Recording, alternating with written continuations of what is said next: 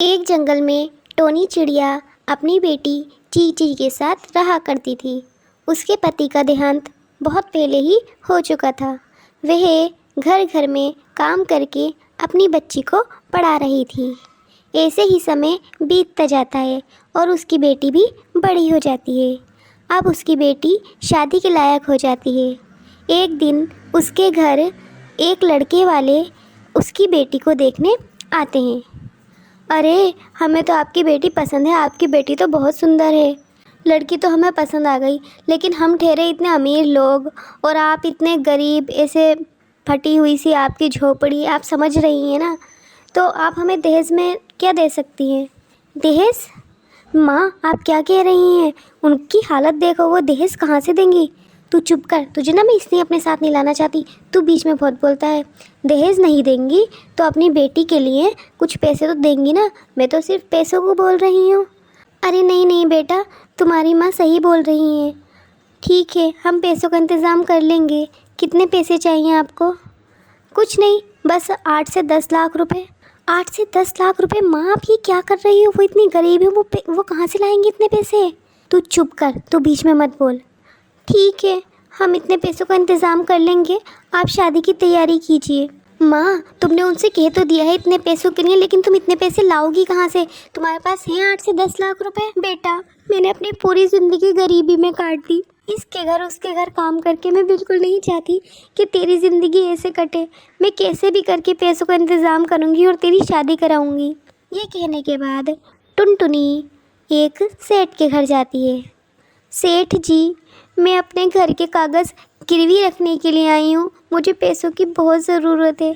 क्या आप मुझे पैसे दे सकते हैं? हाँ हाँ, हम तो बैठे ही इसलिए हैं।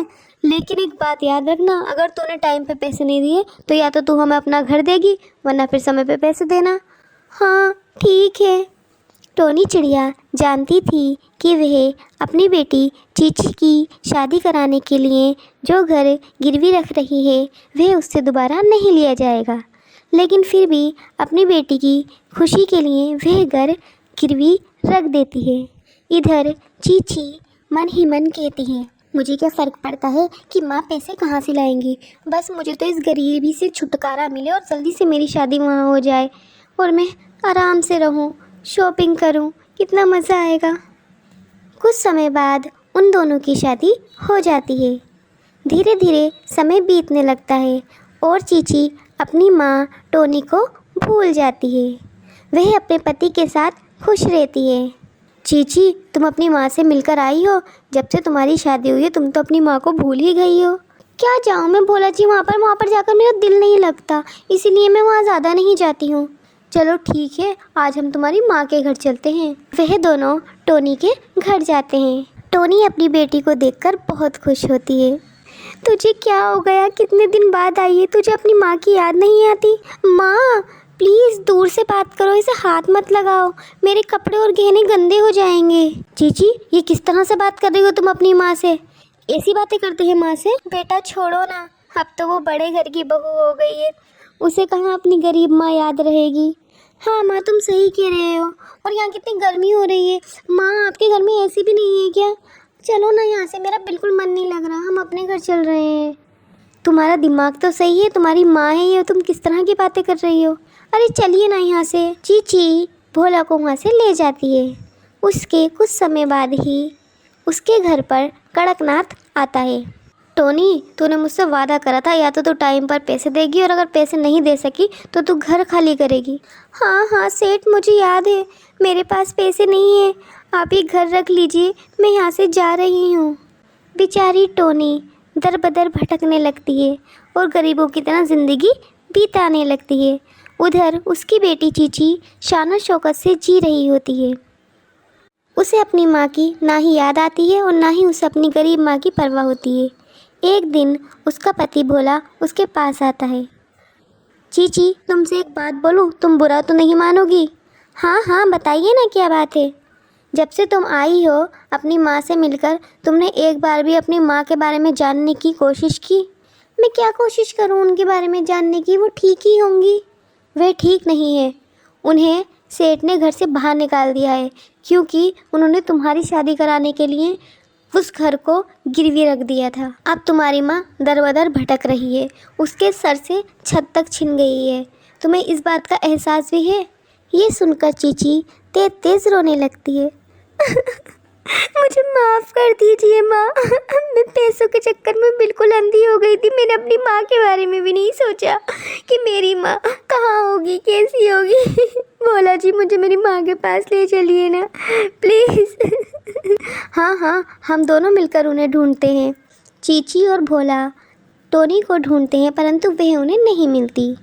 एक दिन चीची भंडारा कराती है, जिसमें उसकी माँ भी खाना खाने के लिए आती है। चीची अपनी माँ को देखती है और पहचान लेती है। माँ, मुझे माफ़ कर दीजिए, मुझसे बहुत बड़ी गलती हो गई, मुझे माफ़ कर दीजिए। अरे बेटा, तुम क्यों रो रही हो? मैं तुम्हारी माँ नहीं हूँ, मैं तो एक गरीब भिखारन हूँ। तुम्हारी माँ तो कोई और होगी, तुम तो बहुत अमीर चिड़िया लगती हो। माँ, आप ये कैसी बातें कर रही हैं?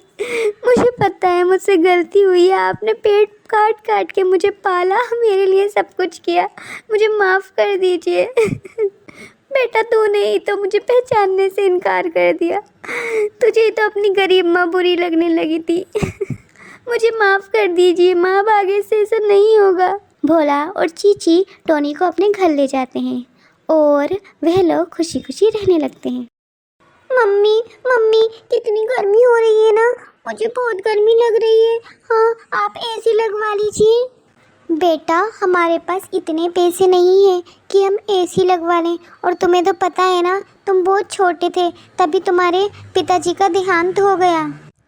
मम्मा, मेरे सारे फ्रेंड्स के घर एसी है, मुझे भी एसी चाहिए, मुझे नहीं रहना इस घोंसले में, यहाँ पर बहुत गर्मी लगती है। बेटा, ऐसा नहीं कहते, अभी हमारे पास पैसे नहीं हैं, जब हमारे पास पैसे होंगे तो हम एसी लगवा लेंगे। नहीं नहीं नहीं, मुझे भी ठंडा घर चाहिए, मुझे ऐसे गर्म घर में नहीं रहना, मुझे ठंडा घर चाहिए, मुझे ठंडा घर चाहिए। ओफो, ये तो ज़िद किए जा रहा है, क्या करूं, इसे ठंडा घर कहाँ से ला के दूँ? ठीक है बेटा, मैं तुम्हारे लिए एक बहुत ठंडा घर बनाऊंगी, ठीक है? ये वादा चीची चिड़िया अपने बेटे से कर लेती है। वह सोच रही होती है, मैंने इससे वादा तो कर लिया है कि मैं एक ठंडा घर लेकर आऊँगी, क्योंकि एसी के तो पैसे हमारे पास नहीं हैं, लेकिन मैं ठंडा घर लाऊँ कहाँ से, कुछ समझ नहीं आ रहा है, क्या करूँ? अचानक से उसके मन में एक उपाय आता है। मैं एक काम करती हूँ, मैं तरबूज को ही अपना घर बना लेती हूँ, वो ठंडा भी होगा। हाँ, मुझे यही करना चाहिए। चीची चिड़िया उड़कर तरबूज की फसल पर जाती है। वहाँ वह एक मोटा सा तरबूज देखती है। ये तरबूज तो बहुत अच्छा है और ये बहुत ठंडा भी है, मैं इसी को अपना घर बना लेती हूँ। ये सोचकर वह तरबूज को उठाकर जंगल में ले आती है। वह तरबूज को काटती है और उसे एक बहुत सुंदर घर में बदल देती है। अरे मम्मा, ये क्या है? बेटा, आपके लिए ये ठंडा ठंडा घर है। वाओ, ये तो बहुत ठंडा है और ये कितना अच्छा है। मम्मा, ये घर कितना प्यारा है और कितना ठंडा है। अब तो हम पूरी गर्मियाँ आराम से ठंडे ठंडे घर में रह सकते हैं।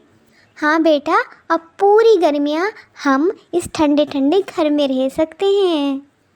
वह दोनों बातें कर ही रहे होते हैं कि वहाँ पर काला कौवा आ जाता है। चीची चीची, तूने मेरी प्लेट से एक तरबूज चुरा लिया। अरे कालू भैया, मेरा बेटा बहुत ज़िद कर रहा था कि उसे ठंडा घर चाहिए, इसीलिए मैं आपके प्लेट से एक तरबूज उठा लाई। तूने चोरी की, तू चोर है, अब मैं सबको बताऊंगा कि तू चोर है। नहीं नहीं कालू भैया, आप किसी को मत बताइए, मुझसे गलती हो गई है, मैं इसके पैसे दे दूंगी। सॉरी अंकल, ये सब मेरी वजह से हुआ। मैंने ही कहा था मम्मी से कि मुझे ठंडा घर चाहिए, तो वो आपके यहाँ से तरबूज ले आई। प्लीज़ हमें माफ़ कर दीजिए, मेरी वजह से मेरी मम्मा को चोरी करनी पड़ी। ठीक है बेटा, लेकिन तुम्हें अपनी मम्मा से इस तरह की ज़िद नहीं करनी चाहिए। ठीक है चीची, आगे से तुम ऐसी कोई हरकत मत करना। ये कहकर वह वहाँ से चला जाता है। टोनी चिड़िया और उसका बेटा उस घर में खुशी खुशी से गर्मियाँ बिताते हैं।